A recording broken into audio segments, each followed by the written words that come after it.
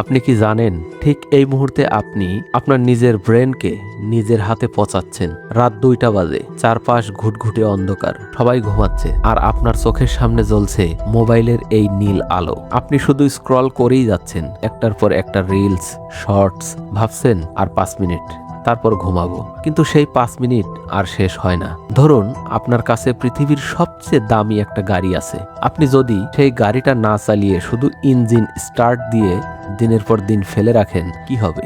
Engine পুড়ে যাবে, তাই না? আমাদের ব্রেনও ঠিক এমন। রাতে যখন ব্রেনের বিশ্রাম নেওয়ার কথা, সারাদিনের ময়লা পরিষ্কার করার কথা, তখন আপনি সস্তা ডোপামিনের লোভে ব্রেনকে জোর করে জাগিয়ে রাখছেন, যার ফলে দিনের বেলা আপনার কোনো কাজে মন বসে না, মেজাজ খিটখিটে থাকে, আর স্মৃতিশক্তি দিন দিন দুর্বল হয়ে যাচ্ছে। আপনি আসলে বিনোদন নিচ্ছেন না, আপনি নিজেকে তিলে তিলে শেষ করছেন।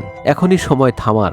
আজ রাতে ফোনটা বিছানা থেকে দূরে রাখুন, নিজের ব্রেনকে নিজেকে বাঁচান, কারণ এই স্ক্রলিং এর কোনো শেষ নেই, কিন্তু আপনার জীবনের একটা শেষ আছে। কথাগুলো সত্যি মনে হলে ভিডিওটি শেয়ার করুন সেই বন্ধুকে, যে বন্ধু প্রতিদিন রাত জাগে।